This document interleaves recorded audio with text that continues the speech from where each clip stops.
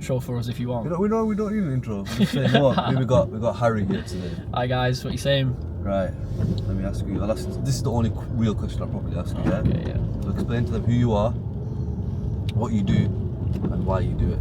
And why I do it. Why you do it. So, I'm Harry Smith.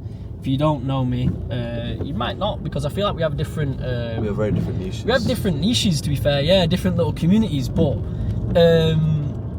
I was a student, finished this summer. I went to Leeds to do geography, study physical geography. For now, I'm just enjoying life as it is. You know, not rushing into any jobs or anything. Just doing what I love, and what I love doing is inspiring, creating, fitness. I'm big into the fitness scene, the gym scene. Started in the gym scene when we were like 16, 17 or so. And then got into the running while at uni, and that's just taken over, to be fair.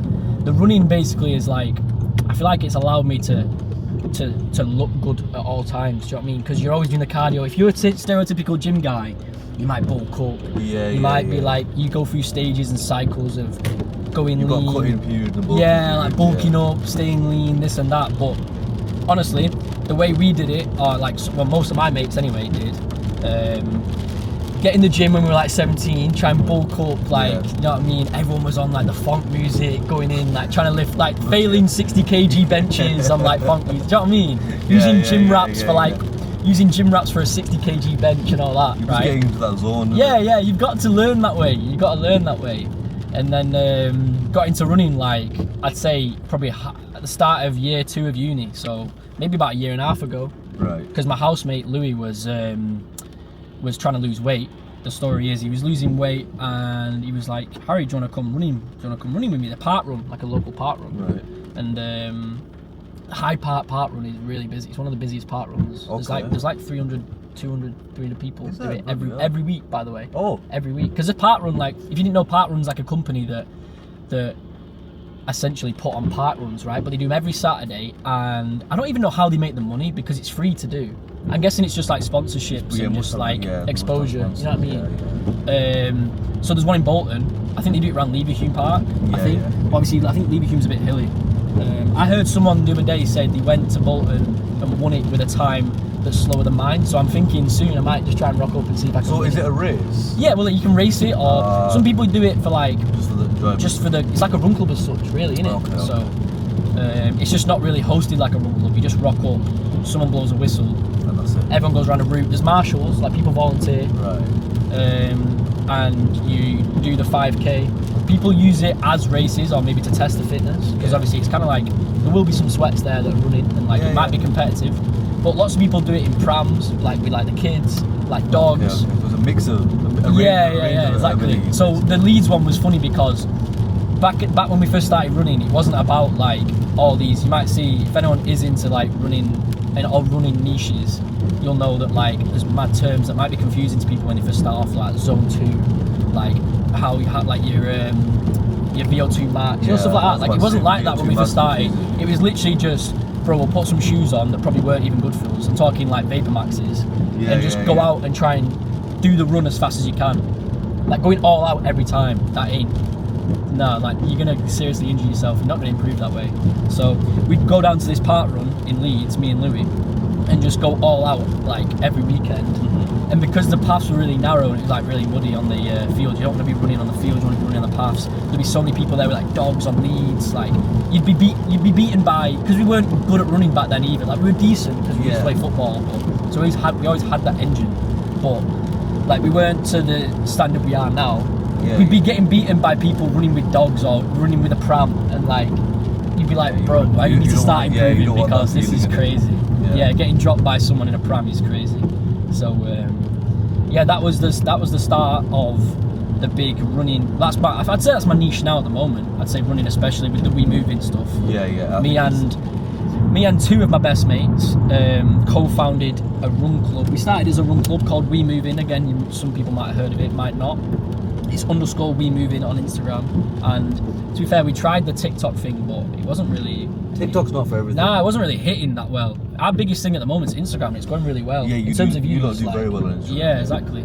So we started off as a run club round Rivington and like Horwich way. So again, like, because you're from Bolton, some of your guys or some people like in your niche might not have heard of got a it lot of because it's people- that way yeah. rather than being over this side towards Horwich. Like I'd say I'm on the border. I'm in between you guys. You know what I'm saying? You are. Whereas the people we were reaching out to were like Horwich way, that far left towards Yeah. Chorley, Yeah, yeah. like into Rivington. Started off as a run club every Sunday in May. I got the idea in uni. I was procrastinating. Probably should have been revising for some exams.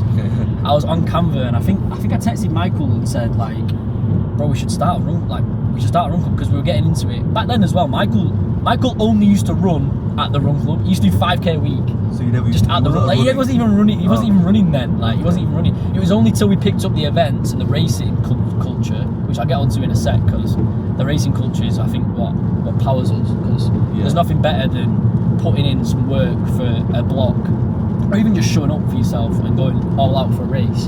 When you do finish and you reflect on your time, Yeah. even if you're upset with your time, because we raced on the Sunday just gone at Lostock, and like I wanted a 36 minute. I wanted it to say 36. Even if it said 36:59, Yeah. I'd been like, bro, that's So sick. you got like 5 seconds over. I think I was like 3 or 4 seconds over. Yeah, I come around the corner and I could see the big screen, and I was already probably about 50 or so, maybe 100 meters away from the finish line, Okay. and it said 36:50, and I knew I wasn't gonna get there in time. Yeah. Because even Usain Bolt ain't getting there. Yeah. Do you know what I mean? You're not So- getting that 100 meters. Yeah, so even still though, the time that I got, I think I got 37:02 or 3 or something like that. You've got to reflect on it. That's the good thing about the racing stuff. Yeah. Obviously, you put up times, you can reflect on how far you've come. I beat my PB by 2 minutes in a year. So that is very good, because if you were to continue on that trajectory, you'd end up next year maybe on 35 minutes and 33. The course record's 30 minutes. So technically, if you What were was to the keep doing distance? that, it's 9.6k. Okay. So it's still very elite. Like, and the course isn't flat like at all. It's a really crap course to be fair. Okay. Like So it was a mix. you start off from like Middlebrook, Right. you go down the country roads to like the A6 if you're familiar. You know, up past them farms, up that back country road, along the A6 to like the crossroads were near mine that we just been to. Okay. Left down Tumor, past Lostock train station, up Regent Road onto Charlie New, and then even Charlie New's quite. Yeah, Do you know what I mean? depending on what side it is, had a decline. So or it's not a incline. good. I've done 2 races recently that have been very hilly and have like rolling hills, and we've done well in them. So even like our group did well. Like Right. everyone had a PB on that course on Sunday, which is good. And again, it just reflects on that. But yeah, we even started off as community-based run club, and then we pivoted this year. It kind of got a bit tiring as such, because we were putting something on every Sunday, and maybe we weren't having the exposure or the interaction that we thought we should have had. Like we started off with I think 26 or 25 people came to our first run, Right. and that's because we were reaching out to people. It was a new thing. Okay. The reason we started it was because we were reflecting and thinking, no one around here is doing anything. Yeah. Even just like not even fitness wise, or like how the niche that we were trying to get into with the run club, even just like being inspiring. This is why we're sat in the car together. That's do you know what I'm saying? 100%. This is we're That's why I like just had the idea for this. this is what I'm saying. It links back to that. Like I don't want to say we're the only guys. No, but I think there's There's only a few handful of people doing things, and I had already thought, you know, if you ask me who you want to get on, I've already thought of my my boy Kian Patel. I want to get him on Mr. All Terrain. Isman was telling me about him. Yeah, that's what I'm saying. So like Isman he's was the talking big, about him as well. he's the big inspiration for us in terms of his niche was like because I've seen some of his content. and his it's niche really- was, and his passion was hiking and the fashion behind hiking. Started off with trainers, and the way that links, because you can see like if you just type in on Pinterest like hiking fits, it's all the Arc'teryx. It's all you can imagine the pictures that come up. bro. That's the niche that they're in. He started that because that was his passion, and he did everything for free for like 5 or 6 years, kept with it, and now he's absolutely flying, bro. I can't even get hold of him anymore. He's my boy, and I can't even get hold of him. But that's a good feeling though. I need him for something that we've got going on, and I can't. He's not even in that. I said to him, I said, bro, if you're in the country this week, like let's link for this. He was like, bro, I'm back away skiing. I'm back doing this, and so that's another sign. Like I don't know, there wasn't really many. I think he's the big inspiration, well, especially for me, because I can apply his pathway with the running stuff for us. Like obviously the niches are different, but the pathway you took, just sticking with things, not getting disheartened. And even though we were getting disheartened, we pivoted from being a sole run club on a Sunday in the same location every time. Yeah, like, because getting you repetitive. change your location a lot. Yeah, and because the Instagram was doing well, we changed up the content. We weren't just posting just the weekly, like whoever was there. We started off by doing just pictures of whoever was there, run club week, whatever. Yeah. I don't know, we're changing it up because again we realised that brands and the way we'd go about it, if we want to work with a brand, they need exposure. They want to see that your Instagram looks good enough for them to think, I'm going to send them some stuff because I'm going to let them make us some content because we like it, kind of thing. That's another big thing at the moment. Yeah, because I was going to say, so obviously you got We Move It. Yeah. I remember a couple of years back represented one with Pure Sport Was it? at Manchester 5K. Yeah. And I remember that was the first time I seen a run club collab and actually make something. Bro, out run of. clubs have actually... I remember we did that. Me and my mate, he rang me. I was in work. He goes, listen, we're going to go do this run club. We went straight to Manny right after work. I'm there wearing a hoodie, like my Austere hoodie, which are heavy. Yeah. I'm wearing basketball shorts. I've got Ultra Boost on. Ultra Boost. Yeah, Ultra Boost. I feel like everyone, bro, one of my best friends, Harry Briley, he used to... His dad was a big runner. Yeah, I'm not Ultra Boost thinking that. But he, again, whenever he used to come to our run club when we first started out, I've got him properly into the running scene now, and he's got some proper shoes. But when he first started coming with us, it was always the white Ultra Boost. Yeah, he turned black. He couldn't even be scrubbable. It was bad because we both had the Ultra. We were both at Ultra Boost, and he had on a knit jumper, like his own. Because we went there for brand exposure, but we didn't realize how much serious runners there'd be there. Yeah. But we were just surprised because we've seen George, we've seen Michael, and we had this guy from Australia there as well. It was a good. They're very good networking events. Yeah, they are. They're very good networking. Yeah, I feel like that's what we pivoted to now more than hosting the run clubs we use as events. We're a bit more like events now. We don't want to be solely known as a run club. We just want to be known as a fitness initiative. Like a community. Yeah, exactly. It doesn't matter what it is, whether it's a run club, if it's a paddle tournament, if it's you're just kind of using the hype that is obviously paddle's a mad thing at the moment. Yeah. We might try and work on something for that. Because again, that's how you grow your communities, by riding waves. Yeah, and you do. Obviously you don't want to ride waves too much to the point where you're not true to your community. Yeah. It's not like that kind of thing. But it's just kind of using it to step yourself up a bit. For you, at the end of the day, sport is fitness regardless. So yeah, you exactly. can use any sport. And again, it's all stuff we love. Yeah, any sport I've been that's so trending. into the paddle recently. I've still not tried either. I've still not played. I've got withdrawal symptoms. I had to play on holiday. I went away for a week in Fuerteventura, and obviously it's a Spanish game. Yeah. I think it is anyway. I'm pretty sure it's Spanish origin.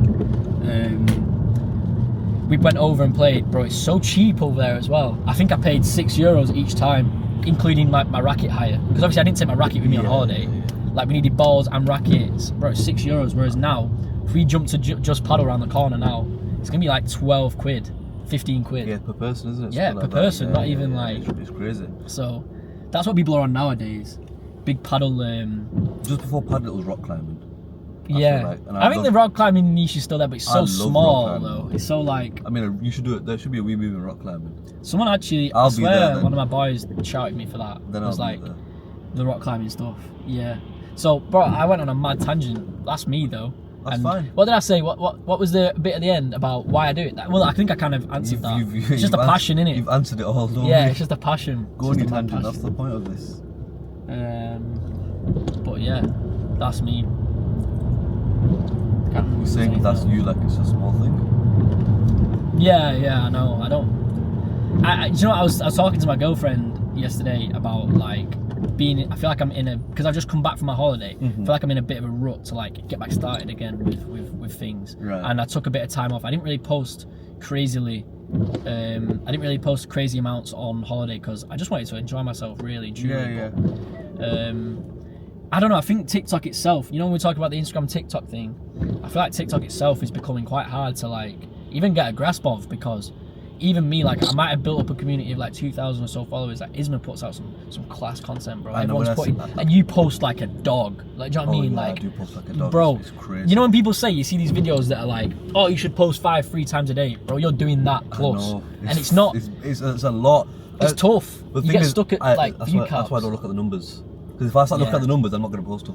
Yeah, I know. And that's what my girlfriend was saying. It doesn't matter, even if, you know when you just get a random message off someone, it might even be in your Instagram DMs. It might be someone's gone onto your Instagram and then DM'd you on that, or someone's just dropped one comment on one of your videos. Yeah. You've inspired. They might not even have to have shown that inspiration. They might just be sat at home watching your vids. Yeah. Because they're not gonna all the time to go like text you and go, bro, you've been a big inspiration. Yeah. But you'd like to imagine so. It doesn't matter either way. Like you're still putting it out there to inspire people, and that's the big thing. Like I don't know. I feel like there's not been any really major things yet where people have been coming up. Like you don't get recognised for anything. Like No. be like, oh, you've been a massive inspiration for this. I started marathon training, or I did this, or I've done this, or.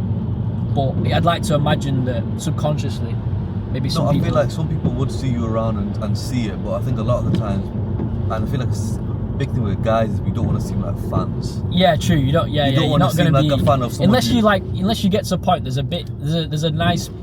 a medium. I think that maybe we're at. Like Yeah. until you blow up and you become like a celebrity. Yeah, then you'll get someone coming up and saying, yeah, listen, let me get a photo, this and that. Yeah. But at this stage, I don't even want to be that though. I think there's a nice bit. I don't know, sometimes I think to myself, do I want that level of fame? And I really do. At times I really do. But then I realise when I end up having The problem is the benefits come with that fame. You don't want to. It's a hard way. There's a hard mix of like bringing those. Let's say the things that come with that fame. Yeah. The opportunities, the money, whatever it is, whatever it may be, right? It does come with the fame, unfortunately. So you can't have one without the other. yeah, there's a hard little middle you have to road accept there the that's cons like, that come yeah, with it. exactly.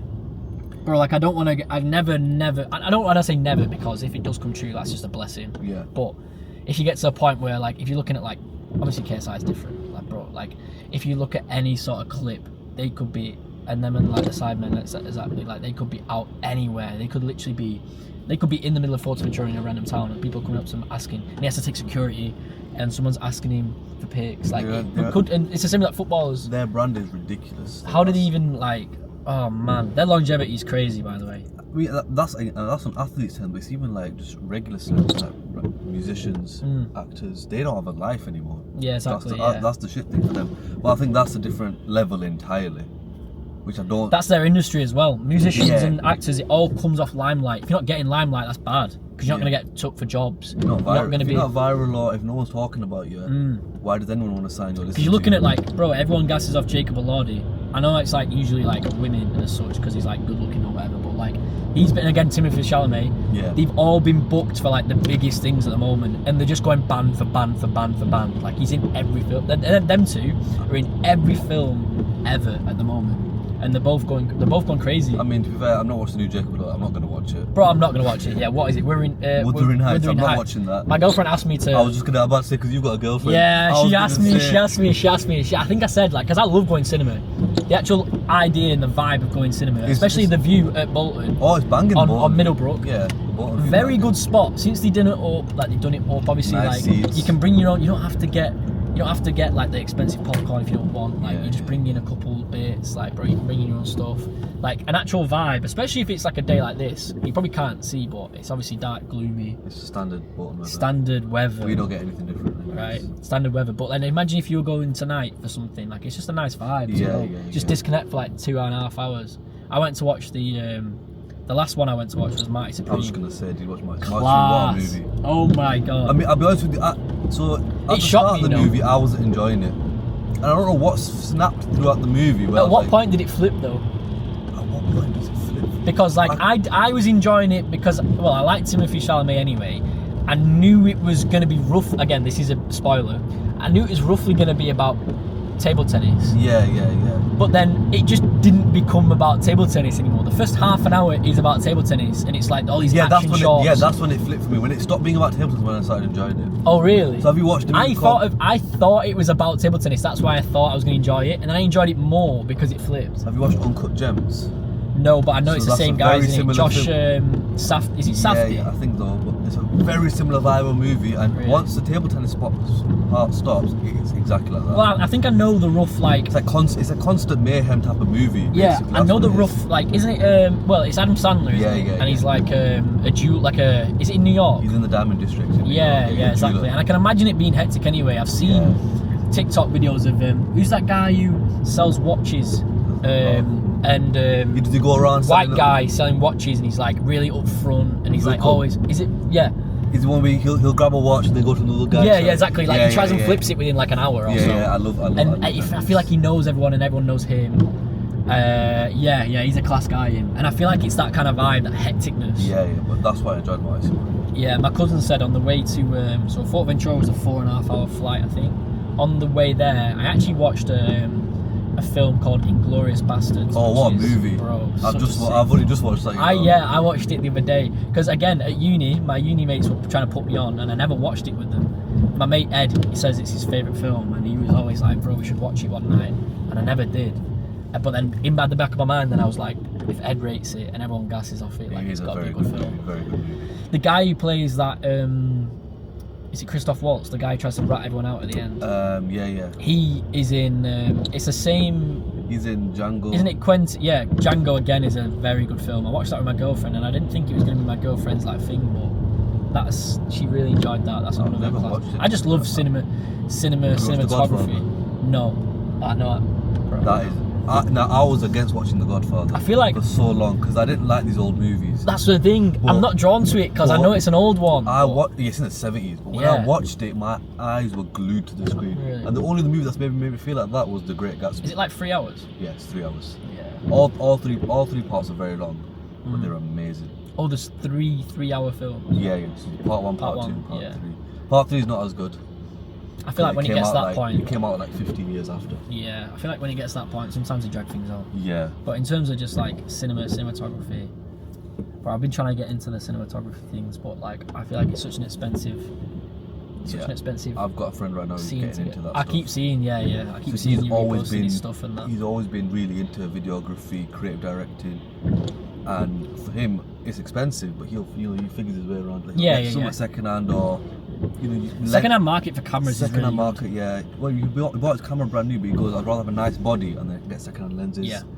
So stuff like that. I was like, me and him were trying to shoot a movie soon. I mean, when we were kids, when we met in high school, even in year 7, we wanted to make a movie together. Kind of wish I was in that creative scene from young. Like I've always been creative. I nearly picked art at GCSE. Like I'm not that bad at drawing. Like I'm all right, and I feel like you must have some kind of creative vision because I do mostly creative stuff for We Moving and like Yeah, stuff like you that. are still like a you do creative, have to have yeah, that yeah. vision a little bit, and sometimes you do get days where you're like, oh, I can't bother feeling creative, or you feel like a bit lackluster in terms of like your ideas or whatever. But it always comes back around. You do have even more creative days, but I feel like I wish I'd picked it up a bit sooner rather than going like solely academic route and doing like sciences at like uni and A level and stuff. The people that are like popping off at the moment and like doing well for themselves are the graphic designers and the videographers and the photographers Yeah. that maybe went a different pathway that did like I don't know, like photography things at uni or blah blah. Like Mike was literally saying he was thinking of giving it a year, seeing how we go on, and then going into like doing like a project management degree and stuff like that, like doing things differently instead of going like academic. What and, like, did you and Mikey do the same? No, he did sports science, Oh, but okay. again, it's just science, isn't it? Like I did earth science. It's all different. It's different but similar at the same time. Do you know what I mean? So I get you. I mean, I started uni and then I've just not been. yeah. But for me, because I was doing a heavy science-based course, What was it again? aerospace engineering and pilot studies. I remember you telling me your big plan about getting into. So- what was it now? pilot studies. So the Yeah. thing was, I do want to be a pilot. Don't get me wrong, but it's not a passion of mine. You know what I mean? Yeah, you got to be passionate. It's not a passion of mine. My mum and dad knew that as well. Yeah. And I was just going for the sake of going. The best people that I meet, whether it is at the gym at David Lloyd's, there's lots of people that maybe are in businesses at David Lloyd's or retiring pretty early, because I always see the same people at the same time, and I think to myself, bro, what do you do for work? If you're here, if I'm technically unemployed at the moment, I'm not unemployed, but do you know what I mean? You'll see it. You'll see it. Like, If I'm like part time and then I'm coming in on a 2 p.m. on a Thursday. I'm coming in at 11 a.m. on a Friday, like, and I see the same people every day. Like, what are they doing for work? And if you ever get chatting to them, it's either they've got a business to the point where like they built it up so that they don't have to do as much as they should, or like. But again, when it stems down to what it was that powered them through, it's because they love and absolutely love what they do. It's passion. It's a big thing. It's like why I do what I do now. Like, I'm lucky enough now that I have 2 businesses.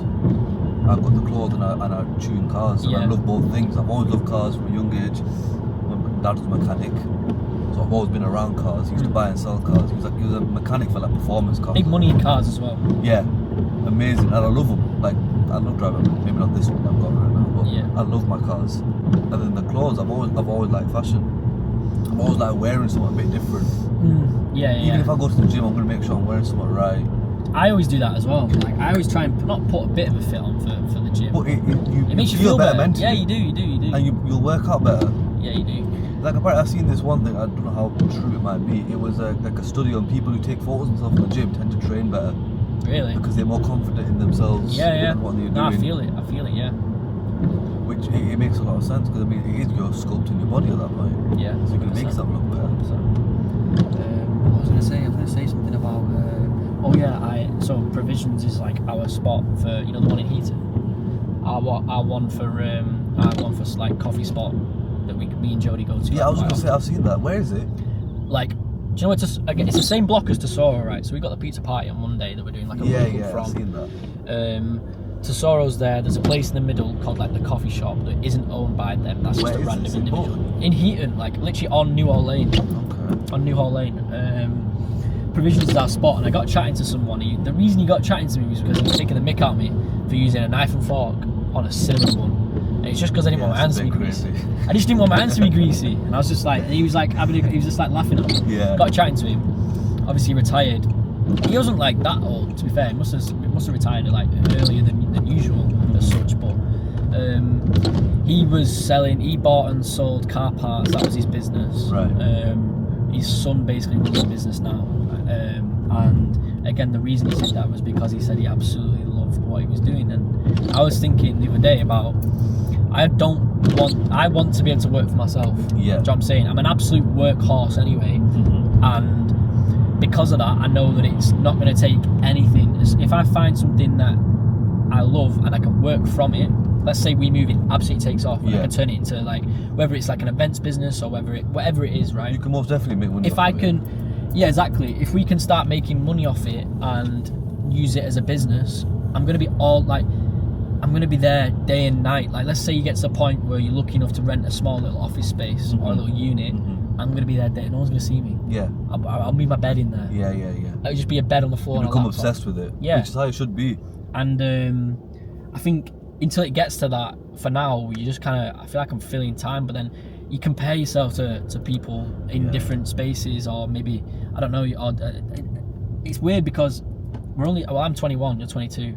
Like, we're still very young. Like, do you know what I mean? And even if things were to go all wrong and I've wasted the last 3 years, we tried. And it doesn't, I can get a job doing something corporate, let's say.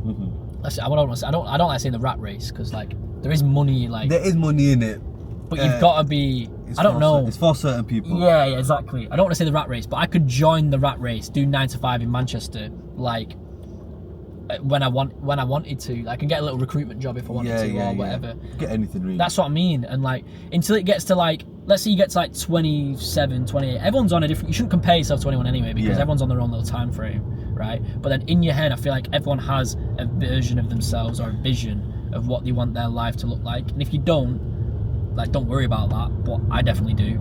And I think that comes from putting pressure on yourself as well, because you might be like, oh, you want to do this at 24, or you want to have a house by this time, or you want to have kids at this time. It doesn't matter if you don't get to that, or it doesn't, or maybe it falls through, but you're planning it at least. You're planning it, and until it gets to like, I don't know, like 28, and let's say you haven't, because you've been working on like side projects or something that you're passionate about, and you've not been making money from it yet, you maybe can't buy that house yet, or you maybe can't do this yet.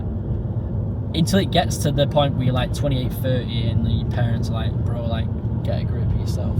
That's when I will then, go right, I'll go and join the rat race then. Yeah. And even then, like, there'll be ways lots of people on social media always find ways of balancing their work life with whatever hobbies they have anyway.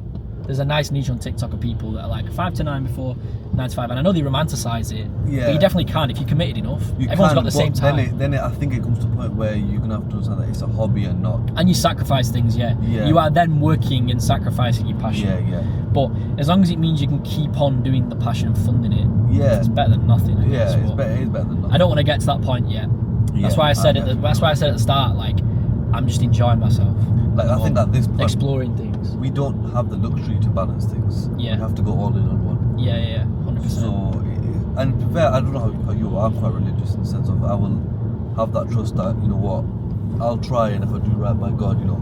Yeah, 100%. What I want and what will happen will happen. If it's not meant for me, it's not meant for me. Yeah. Like, I look at life's more about input. Output is out of our control entirely. Yeah. I'm a big fan of that. Output's out of control. You could put in, let's say like a marathon in 3 months. You could put in the most ridiculous training for the next 3 months, but anything could happen on the day. But if you roll your ankle walking to the start line, you rolled your ankle, you're out. Yeah. But there's nothing you can do because it was always going to happen. Mm-hmm. I feel like I'm a big believer of everything happens for a reason. Yeah. Whatever's planned out is already planned out. So that's why I kind of just let things be as well. Anything that does go wrong in my life or something that does happen, I'm just like, that's why I think I can move on. I don't feel anger by it as such. Let's say something does go wrong or you lose somebody in your life. Maybe it's through death or through a breakup or through whatever, right? That was always going to happen. There's nothing you can do about it because one, they're gone already, and two, it was already set out. Like, and usually things that come in your way, big blocks in your life, they're there for a reason. Yeah. Testers maybe, or just to make you a certain person. I moved away to uni. I was the only one at my friendship group who moved away to uni. Okay. Everyone else stayed local or didn't go. I don't know, I think I found myself and I developed a lot as a person while at uni because I had a lot of free time to myself. Yeah. So things like that. And if I didn't go to uni, if I'd have stayed at home, maybe I wouldn't be the person I am now. Do you know what I mean? Be comfortable. I might have been, or I don't know. And I've also, again, like made best friends for life at uni. Yeah. I've done, like, certain things happen for a reason. And I don't know, I'm a big believer of that. I've grown up in, not a Christian household as such, but we went to Church of England schools, and like I had to go to church to get into St James's because we were outside of the catchment area. Right. So like only people within certain mileage of the school got in. Yeah. Without having to be I remember I applied, like Christian as such. I applied for St James's. Did you? Yeah. But because we were like West Orton and it's quite a mutual way, me and my mates had to so to prove. Yeah, it was weird. It almost like, bro, I think it was called church Christian points or something and stuff. Like you had to go and have it signed by like your. Yeah, so we had that, but also we had to do that because obviously we're Muslim. We had to take our form to the mosque and they would sign that. So is that you had to do basically? Pretty much, something like that. Like by the end of the year, the reverend or whoever it is had to be like, they bit like. I don't even know. Yeah, I don't even know. But so like, they're verifying you basically. Yeah, basically. Yeah, I got verified to high school, bro. And then even at high school, bro, they did nothing religious at high school. I was gonna say, because I knew a lot of people who went St James's, and I knew a lot of people who weren't Christian who went St James's. Yeah, they didn't do anything. But it was like, not that it's a bad thing, because I'm not. I think religion. I don't really.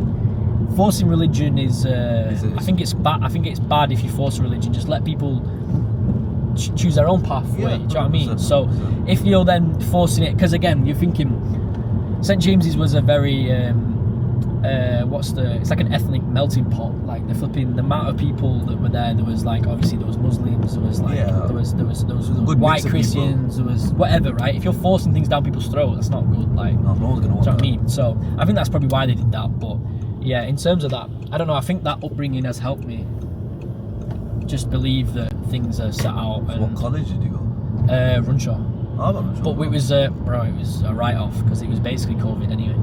Oh, so yeah, first year we had 1 day a week, and then I think when we came back we were scheduled. It was just I don't know. It went like that. Runshaw, then? Went like that. Chemistry, biology, geography.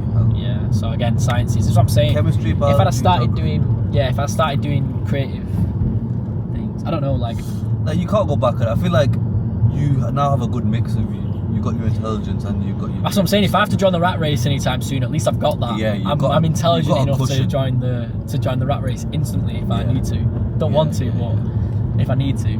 definitely got that passion for sure. Do you not do something similar? Would you not done something similar though? If you're doing if you're trying to get into aerospace, do you do physics? No. So I was going to do A levels. I didn't do well in GCSEs at all. I don't know what happened. I didn't have to sit mine. So. I did. We just unlucky for us. We had to sit ours. Yeah. I mean, if I got my predicted, I'd have been fine. Yeah. Well, I don't know what happened to me in year 11, but I just stopped focusing entirely. We started messing about, and we had like study leave at our school. Okay. And it was one of the only time they ever did study leave at Lady Ridge, right? So I mean, the second exam season started, we weren't in school, and they'd be like, "Oh, you can come in before your exam for revision." We'd come in and not revise. I don't know. I feel like year 11's a tough. Like, I think even me being an academic, I don't think I would have revised, but I don't think you've grown up enough to realise what's actually going on. Yeah. Do you know what I mean? And then actually think, you know what, I'm going to start I'm going to set out a bit of time in my day. Yeah. Whereas once it gets to like your A levels and you're like nearly 18, or you are 18, you're older and more mature, and you realise because I've seen that with my brother. Like my younger brot's going to sit his A levels this year. Like he maybe isn't as academic as me, but like he's actually started putting in some work and revising and going to sessions, like getting a tutor, like because he actually wants to do well to do certain courses. Yeah. And like it's because he's mature enough to realise like. But then even in year 11, if I'd have sat my exams, I don't know. I think I might have just had like a bit of natural. I don't know. I think I just got lucky with maybe how clever I was. Like I don't know. I didn't really think even for my mocks, like because I got given my predicteds. Yeah. My predicteds were based off how obviously clever you are, and but then that's from your mocks. Like the mocks at Christmas, we knew. Like my dad was like, my mum and dad are both teachers, so my mum, they were both big on pushing like the academic side. They were like, obviously my dad was like, just trying your mocks at Christmas kind of thing, because obviously you never know what might happen. Obviously we didn't know about COVID at the time. Like we never knew the world was going to shut down it did. But obviously try it, but you should always try your best. And again, that's another life lesson about always trying your best, no matter what it is. Even if it's something that you think half-hearted, like it's a mock, or it's like maybe an interview for something, or whatever it is, bro, try, because you never know who's watching, or never know what's going to happen. So we did, and I got given my predicteds, which were obviously quite good. But I don't know, I feel like if I had sat my GCSEs, I don't think I would have done as well as I got given. Even though they were based off my mocks, like, I don't know, I just can't imagine myself being... What age are you even in year 11? Like, I was 15, 16? Yeah, like, I can't imagine myself sitting there really seriously revising, so I wouldn't blame, like... Yeah, no. I don't know, I don't know if you... Maybe, I don't know if you think, like, or if you regret, like... I don't regret it one bit, because I feel like if I didn't mess up... I don't think things would be different. No, I don't think things would be different, but I think if I didn't mess up, I would have gone through college now thinking I don't have to try and I'll do it. You know what I mean? Yeah. Even in college I did mess up a bit, but then again COVID kind of came into it all, so then COVID brought another, because I did BTEC eventually because I didn't do well enough in GCSEs. My A levels originally was going to be physics, further maths and engineering. Wow. Yeah, like it's just a lot. But was there an engineering A level? Yeah. Runcho did an engineering A level, which surprised me. Yeah. That's the reason I wanted to go Runcho. But I'm glad, to be honest with you. And then when college time came around, I was just being again, I'm just a kid. I was talking to a girl at the time, so I was getting distracted, you know, as you do. Yeah. So I don't regret that either. No. And then not going uni right after college, I don't regret that. There's nothing I really regret in my life. Yeah, I was gonna say, and even if there is something you regret, bro, it's done. You learn from it. You can't do anything about it. You can't go back in time. I literally had I was in a bit of a mood this morning because I woke up and I got an email back from the film processing lab. So I started getting into photography, blah blah. Yeah. Bought myself a film camera, loaded it up. I got loads of cool shots from our provisions run, the one that we did before it was a run club that we hosted a couple of weeks back. We had a good reception for. So I took loads of sick pics, and then I took the film on holiday with me. Got loads of pictures on holiday, just like standard pics anyway that I was going to use for Instagram, or maybe just not use. They're just cool pics, because I feel like the film aesthetic is very nice. Makes everything look nicer than it actually is, and stuff like that. Yeah. So and I got some content for this brand called SAP that I wasn't paid to do or anything. I was just doing it off my own back because I rate them. And again, this is another thing that when I said like before about GCSEs and trying your best with everything, you never know who's watching, you never know what's going to go on. You should always try and do things, even if it's a free, let's say it's a hobby or something you're starting out, start off, do it for free and do it well, do it for free because you're passionate about it. Yeah. Stuff like that. So that was an example. Just filmed a bit for SAP, got some pics on the film camera with the SAP gels. Yeah. They're just gels. It's a company that, obviously running gels, most of the running gels at the moment have lots of maybe additives in, or that's why people stereotypically think that they'll ruin the stomach when they're running with it, Right, because okay. like people have bad experiences with like taking them and not getting used to. There's a weird little thing behind it. People always say if you're going to go and run, you're doing an event, let's say doing a marathon or a half marathon, you do need gels because you need to fuel, right? Yeah. But make sure you train with them, because if you take them on the day, you're gonna be screwed. Yeah, basically. yeah. Your body won't be used to it. Yeah. You will be defecating yourself while you're on your run, because it's just like, yeah, it's bad. So you have to train with them and get used to them. But this company called SAP creates these gels that are solely just pink Himalayan salt and Canadian maple syrup. So you can have them. People put them in their coffees before they go for a run, whatever. And they're world class. And the people behind the brand are really, really, really cool people. Okay. There's these two lads. One of them's called Jim, and one of them, can't remember the other guy's name. Some South African fella, I think. But Jim is big on Instagram and the running community and stuff like that. So again, he started off this brand not too long ago, probably like September. Already grown quite big because they're doing things right. But the thing was, we were going to make some content for them, hopefully just tag them in things, maybe they see it, you never know what might come from it. Yeah. Even something down the line, they might recognise you. Let's say you got big enough to the point where they reach out to you, they might be like, it's a good story to have, like, oh, you were the guys that did this for us, or you were the guys who whatever. Yeah. So I took my film camera, I was going to take some shots, did take some shots, processed them all, sent them all off to the lab the other day. Got an email back this morning saying, because they basically you can either drop them off, but it's in Manchester, central Manchester. Okay. So unless I was going to go in to town for something, I wasn't going to just go in solely for that. Yeah. So I sent them off, even though you obviously you don't have to pay for postage if you just drop it off, but you've got to get into Manchester. So probably about the same price as a train ticket anyway. It just saves you the time doing it. So sent them off, and they send you the pictures back using like a WeTransfer or something. Do you know what I mean? Like, so they're digitalized. Got them all back. They were all blank. Bro, I'll show you when we later when we're driving. They're just beige, blank, or they have they're all just ruined basically. And I ChatGPT'd it, and they said it's because they weren't even exposed in the first place. So either I've done something with shooting them wrong, or it's something to do with the lab. But the lab's such a class lab.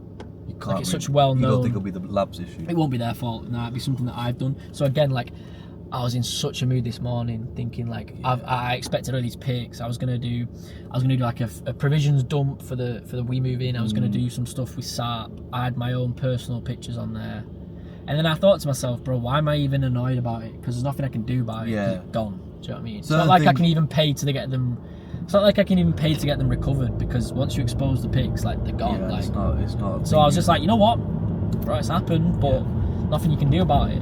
And you've got to have that mindset, because again, if you let that, I had a conversation with ChatGPT this morning. I said, I feel disheartened.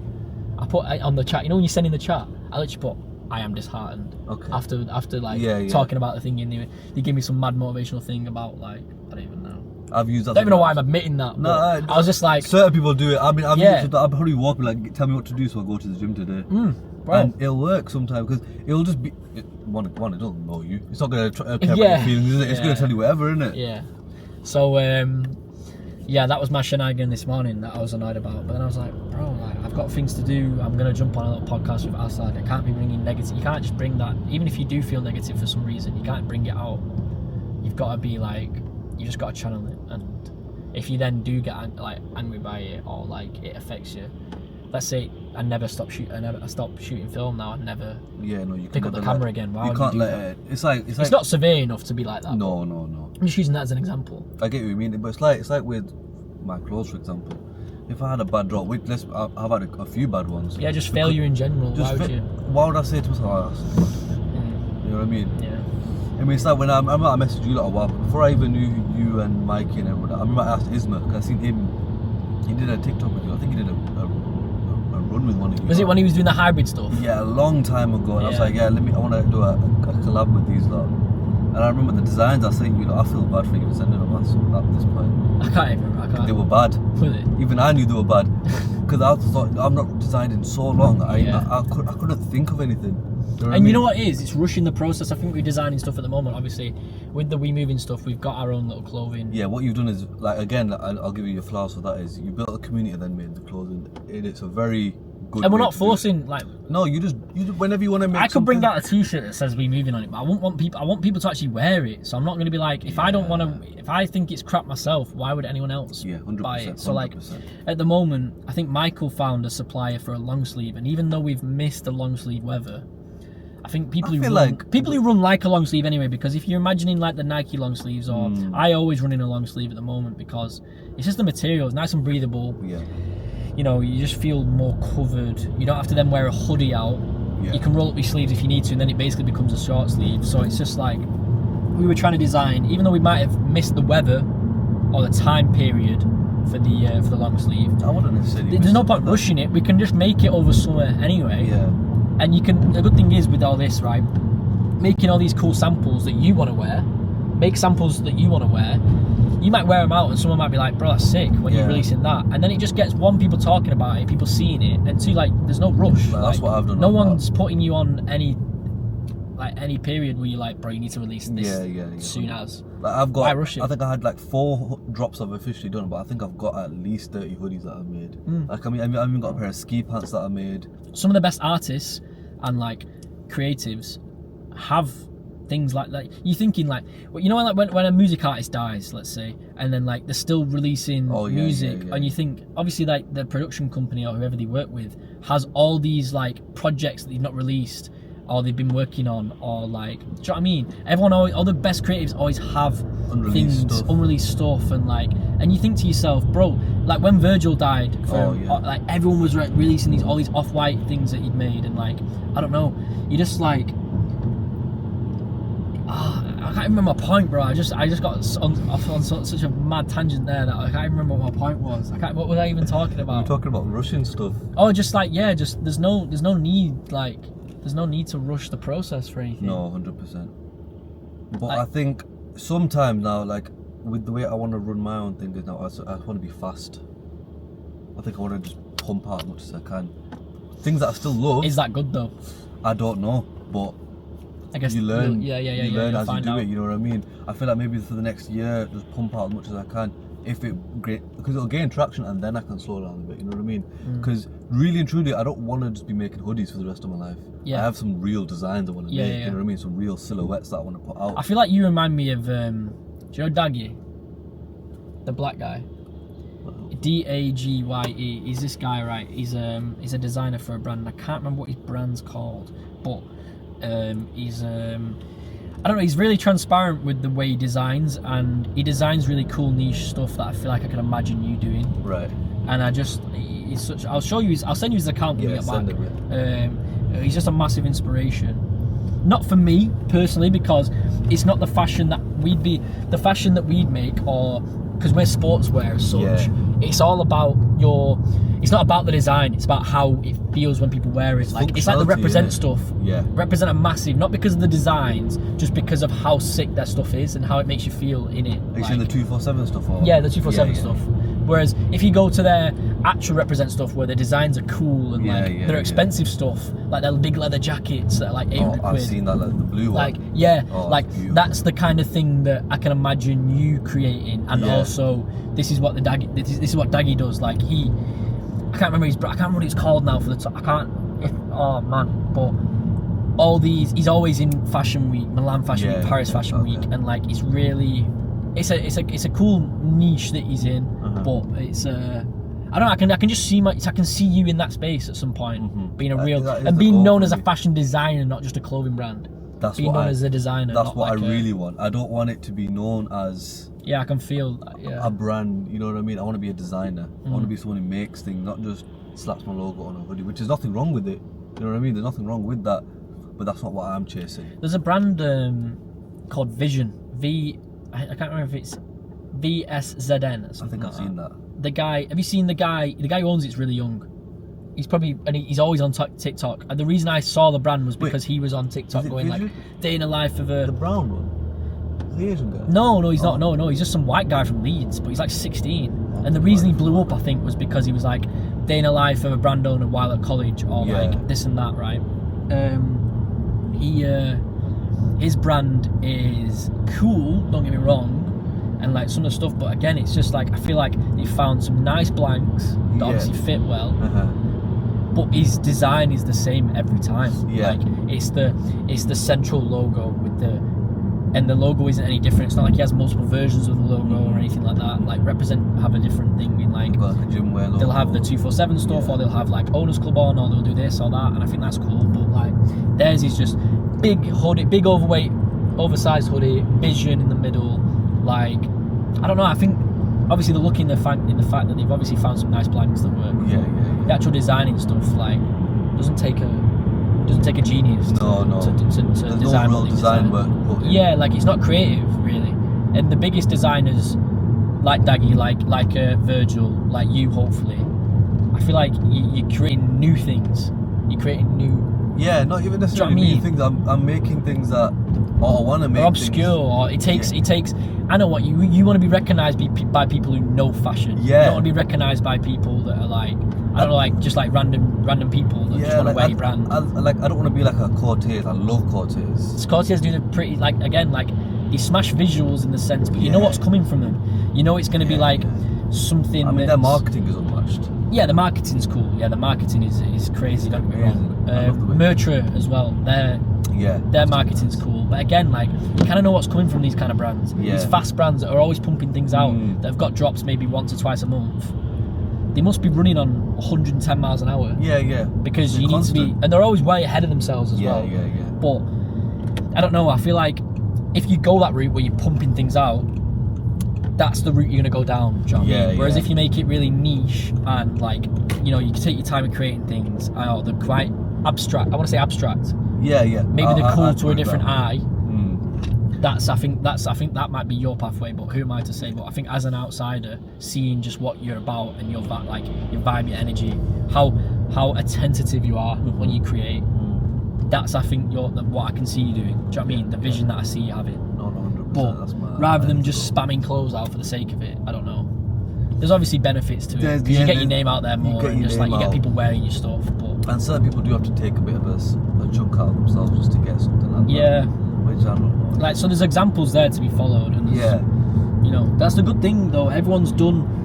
My personal, like the way I'd want to go about it is going the route that UVU have gone. NSLB. Who owns UVU, by the way? Cole Buxton, I was gonna. I've always thought, was it Cole Buxton? Yeah, I don't know if it is. Is it not his partners?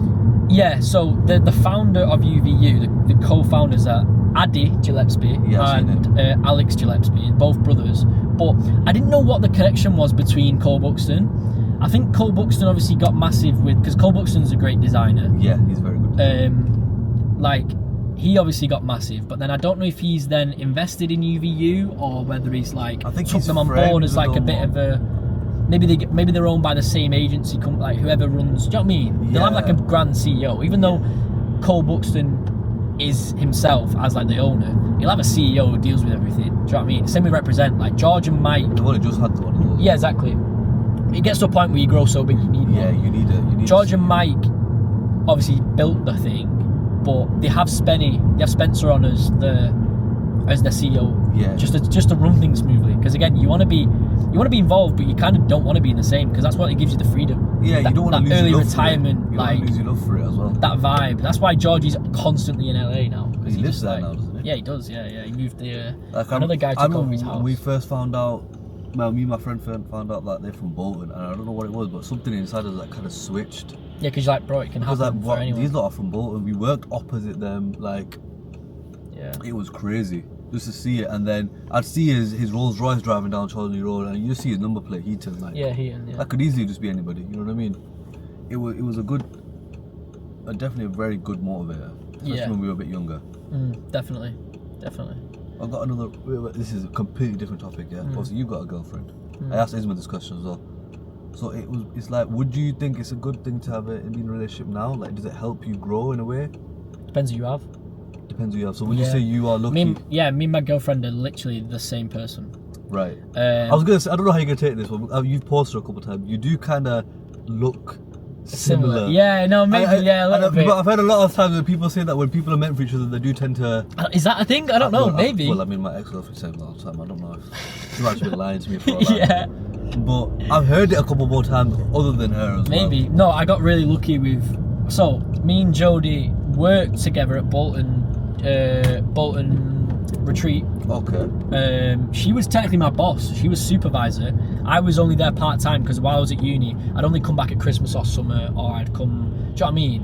I wasn't really working full time there, so we didn't really have that connection. And because she was a supervisor, she's yeah. I'm actually technically older than her, but I thought she had this aura about her that was like, it's crazy. I'm gonna show this bit when it's out. I thought she had this like aura about her that was like, I don't know, she's very independent, and she was so independent. She was in that, I knew she was in it. I've already established this with her. She was in a very no boy era. You can tell when a girl's in that era though. She was so locked in with her gym, with her eating, with her like no messing about, like, do you know what I mean? She'd rock up to work and then that was it. She'd go home and then just she was focused. Just fully focused. Proper tunnel vision. I don't know how I managed to switch out of it, but at one point I got to, I think when I was back from uni at Christmas, we went on, something shifted in her. She's gonna laugh at this. Something shifted in her, and I could tell she was becoming a bit more flirty, or like, do you know what I mean? Opening up a bit more. Yeah. And like we were talking more about things that weren't work related and stuff. Okay. And then after our staff do on, I think it was like sometime in January, because we have it in January. So obviously, because it's a hospitality business, our busiest time is Christmas. So we'd always have our staff doing like January or something. Mm-hmm. Are you still there, man? No, because it's shut. I'm at Adlington. That's what I mean. So this one's shut? Yeah, it closed down. We got bought out by these 3 Asian lads that again caused controversy because all of our regulars, you can imagine our clientele coming in. Is it going to become a mosque? Is it going to become a... Do you know what I mean? It's like, bro, I don't know. They don't tell us anything. So it got bought out. Our owner Richard and Jeremy, it was co-owned by these two people. Right. They also have Adlington and Bromley Cross. Okay. So Jeremy owns Bromley Cross now on his own, and Richard owns Adlington on his own. Okay. So they kind of just split up and went different ways. So that's why I said I'm not unemployed. To anyone who's in the hospitality business, I always say to people at work, I'm like, I can't wait to get a proper job. So you're like a 0-hour contract? Yeah, I do 35, 40 hours a week anyway, so I'm still full time as such. Okay. But it just means if I need a day off, I can get the day off. Yeah. Like we get our work rotas out a week in advance, so I can be like, next week if I've got this run club on, swap a shift, or I'm doing this on. So it's really flexible. That's what I enjoy at the moment. The flexibility, it gives me time to create things and do things that you want to do. Yeah. So I always actually, to anyone who's our work, everyone at work's quite young anyway, but anyone who has been at work with us and been slightly older, I feel bad saying like, I can't wait to get a proper job or do something proper. Do you know what I mean? Like, I don't see it as a proper job. So no offense to anyone who is in that industry. I get that. I feel like unless you're in Manchester or you work in like a really nice hotel, or you're like, I don't know. Do you know what I mean? Yeah. If you're just local round Bolton working in a pub or restaurant, we might feel that way because we are from local around Bolton. Yeah. You know what I mean? Yeah, I think that's what it is. But you're going on about. Yeah, we started at Retreat Bolton, and I drunkenly asked her if she wanted to come to Sosoro, the pizza place, just to grab pizza because we were talking about it, and she agreed. And then from then on, that was. So how long have you been with her? That was it. Like a year, just over a year and 2 or 3 months or something like that. But already, like, I was in that era as well. Like, I broke up with my girlfriend, my ex-girlfriend, over like first year uni, for reasons just like that just didn't work out. We were becoming two different separate people. So like, she was completely different to how I am now. Like, I don't know. I just like, it's just not no. But like, I didn't know it at the time. I didn't think about that at the time, and it took that maturity and that growing. That time to myself at uni to realise and reflect. Like, I didn't take my uni time, and what I'm so glad I didn't do at uni is everyone might think, oh, you go to uni to go and get with people or go and party or go and this or that. A lot of people. Bro, I was my own person at uni. Like, I did go out with my friends and like have that balance, but not every day. Like, you don't need to do that. Like, you don't need to find. Do you know what it is? It's a replacement. Like, people are doing it to try and prove to themselves. You don't need that. Like, you can go out and have a balance. Like, we went out to celebrate things, and like maybe if we had a tough week, like we'd go pub or. I know some people who going out every weekend and doing the same You don't need to. And I feel like they do that to fill a void. Yeah, they are filling a void, but they don't want to admit it to themselves. No, they don't. They're just filling a void. I feel like I'm glad I didn't go that route either. And again, I learned a lot about myself during that time. Yeah. Saying no, learning to say no to things, yeah. bro. It does a big thing for you, that, because instead, like, people might be like, oh, you didn't come to the pub because but I was doing something else that meant more to me. Yeah, even if it was just chilling or working on yourself, relaxing. Sometimes, you just want time to yourself. The reason I didn't play football for uni, I played football at uni for geography, for like our society, like our societies, our subjects had teams that played in house. So you'd play everyone at uni, but within your subject, basically. Okay. And geography, we won we were unbeaten for like 3 years. The whole time we were there, like, we won everything pretty much. So we had a good team in that sense. Okay. All the lads at the geography were like, bro, why don't you just play for uni? Like, because everyone who played for uni played for their subjects as well, usually. Because uni games were Wednesday and subject games were Sunday or Saturday. Right. So there was an overlap with people that used to play for uni and represent uni against other, like, Liverpool, Newcastle. They were like regional uni. It's called Bucks. I can't remember what the league. I can't remember what the league stands for, but it's called Bucks. Right. Okay. And you play over unis like Newcastle, Liverpool, Durham, like all local ones. Yeah. And they play on a Wednesday, but then. And it's not just football. All uni sports operated on Wednesdays. So like netball would be the same. Like hockey was big at uni. But then they'd come back from an away day, or maybe they played at home or whatever, and there'd be socials on Wednesday night socials. But you can imagine the things that were going on. Bro. Yeah. People like just grim, like. Everyone going out getting blackout and like, bro, what if you played football all day and just were tired, bro? You just wanted to make a big carby meal and enjoy yourself in the evening. But like, it got to a point where people would admit to me, like people that played for uni, would admit to me like, bro, like I don't even want to play for uni anymore, because like if you didn't go out on a Wednesday, you'd get dropped, or like it was based on like it was based on your ability as such, because people want to win games, but. If you were, let's say for example, like I'm a decent football player, I would have got on to one of the teams, maybe not first team or second team, or I don't know, whatever, right? Yeah. There was 4 teams. I like to think that I would have got between two, like the second and third team. Okay. And like I could have played for uni, but then again, like what if one day I didn't want to go to one of these socials and dress up as a rabbit, like, do you know what I mean? Or like some kind of weird thing they had going on. What if I didn't want to do that? And then that's it, you dropped. Yeah, and then you just dropped then. So I played for the society, which was way more easier, like less like. You'd rather be judged for your ability than. Yeah, exactly. It was just chill. We just rock up on a Sunday, play, and that was it. But I can't remember why that led on to thingy. But I was saying to myself, I was very much in that stage that Jodie was in. Like I was like, I'll focus on myself. I'll do this. I'm just enjoying myself. And I feel like love always finds you anyway. Yeah, you can't chase it. The worst thing you can do. One of my best mates, Harry, always like Harry Bradley didn't go to uni. He's obviously stayed local because he's the guy who trades, right? So he doesn't need to go anywhere. Okay. Lives at home still trading, and he's a very successful person. He's one of my best friends. We have the same morals. Like we're pretty much very similar people. Yeah. He'd have the same morals. And he looks for the same things in a woman for himself as well. Okay. He always says to me like, where do I even go to find people like this? I'm in this situation. Like, this is what I mean. Like you'll be in the same boat, and I don't think there is anything you can do about it. You're not gonna find. I know there is out in town on a Friday night. I know there's nothing I can do about it. You just got to wait for it to come to you, and unfortunately, it does just come to you, and it did with me and Jodie. Yeah. Because again, we knew each other. We were friends before that. Everything just develops into that, and I absolutely love her to bits. I think when it comes organically, like how did you two, it's much more of a stronger bond. Definitely, and we've already said like she helps me with. Like for example, when we get back this afternoon, she's going to help us plan for our event on Monday. Right. I'm inspired by her, and she's inspired by me. Yeah. That's good.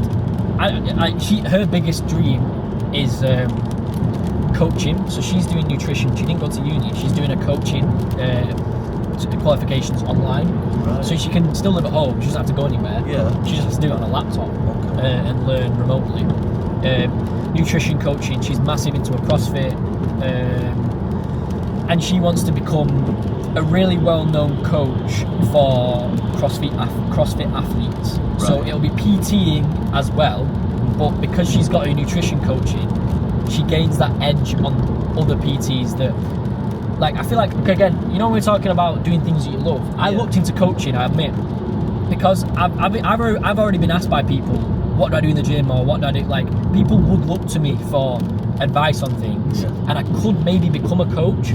And I even ChatGPT'd, like, how much could I be charging, how much could I be making, what's the progression like, where'd you go from there? Like, I had this really deep chat one night with like ChatGPT talking about the pathway of like coaching and stuff, and I realised to myself, like, I just can't be bothered, it ain't a passion, so I wasn't gonna do that. So I'm glad that that's her passion, because I can already help her with it, and I've already said to her, like, she's trying to get into posting things on TikTok and Instagram more, because again, once she becomes a coach, that exposure and posting is only going to help her become more known and get herself out there, because I think that comes social media and like coaching, and if you've got a service, if you're selling a service, if you're a life coach, if you're a PT coach, or if you've got something that's like a subscription or something, being out there and exposing yourself to potential clients is so big.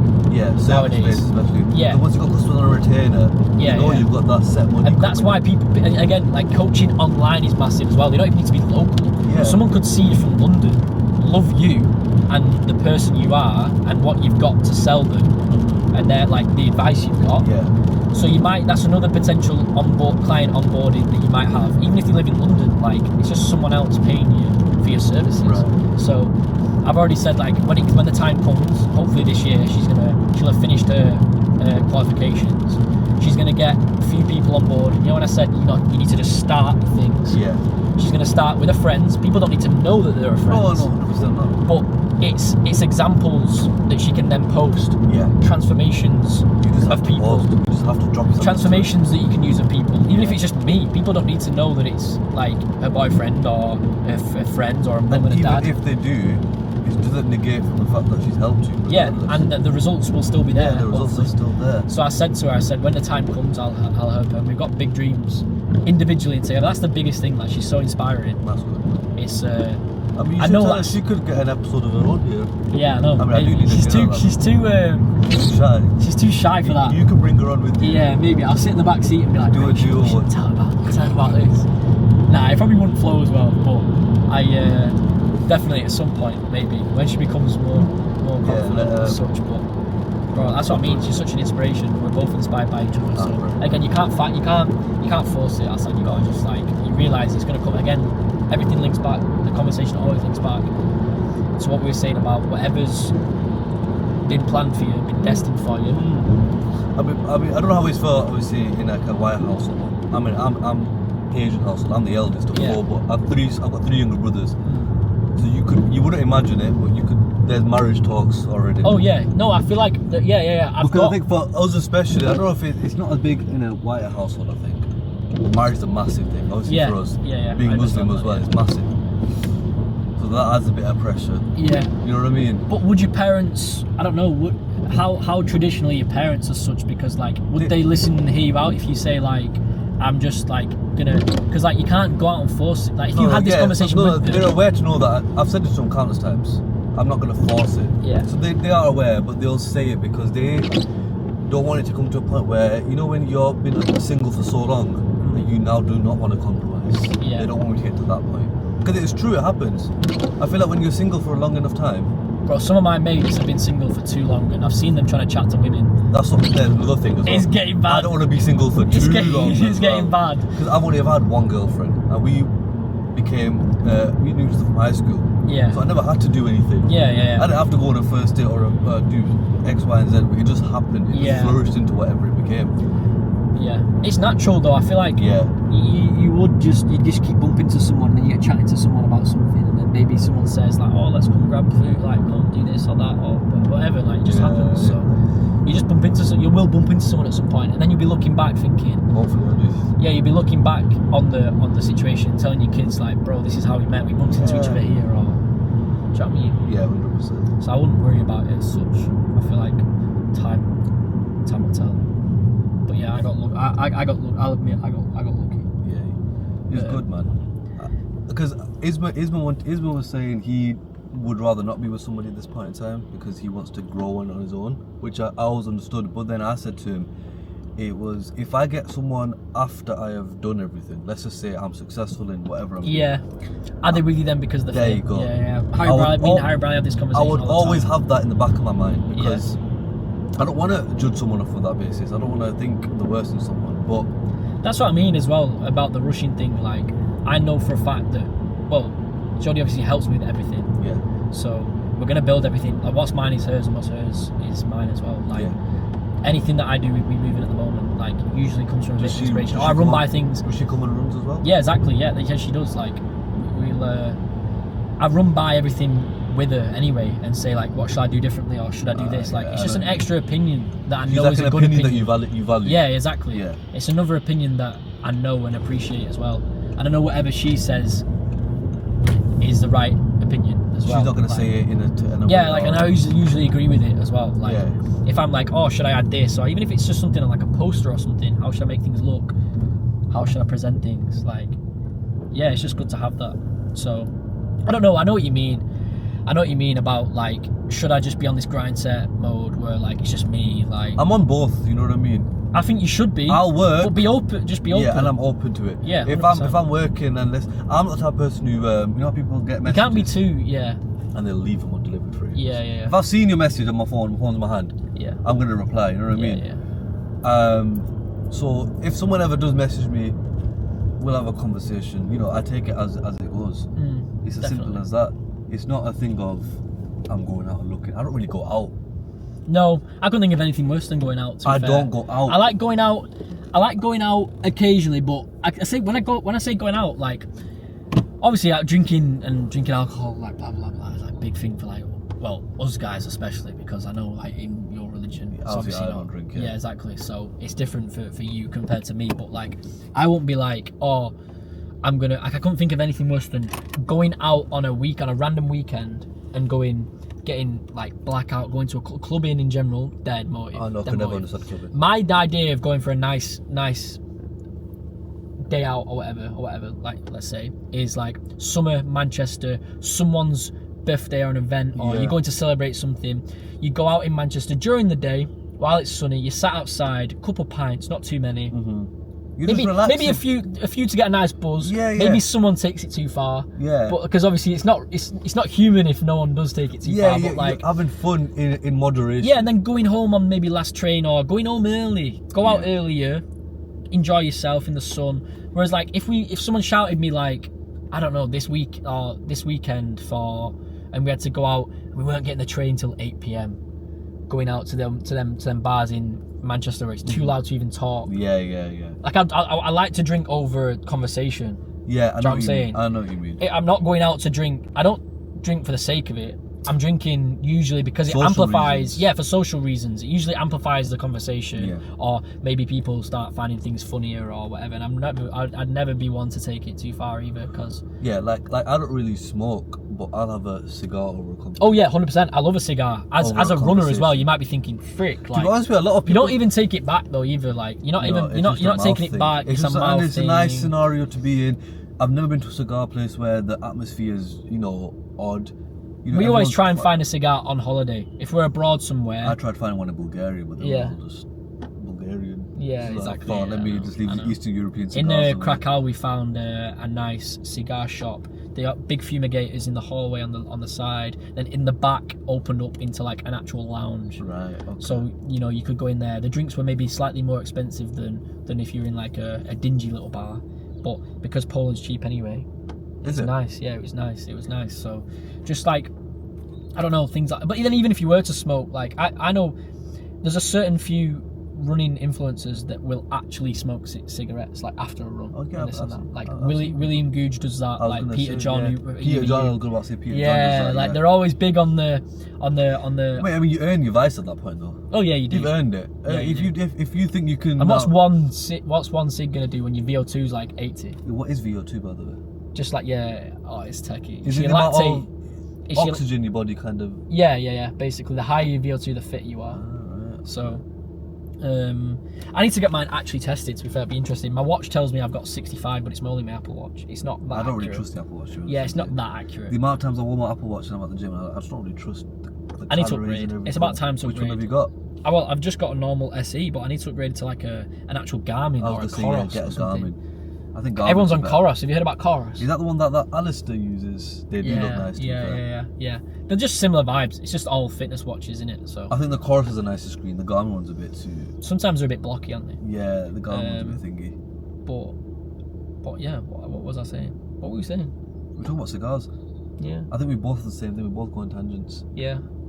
I had something to say about something, but I can't remember what it was. Probably don't even matter. At this point, we've done 74 minutes We of actually have done a lot waffling. of video. Yeah. So go on. You say now. Who do you want to put on? Who do you suggest to be put on this? Give me two. Right, give you two. Right, Michael needs to come on. Mike is Michael- already booked in. Is he? Monday. Is Michael booked in? Michael's booked in. Right, Michael's booked in. So, if you can get hold of him, if he's in the country, So Kian Patel. Okay. If he's in the country, and then, you know what, bro? Let's get Dylan Cooper on because he's got different. He's in a different.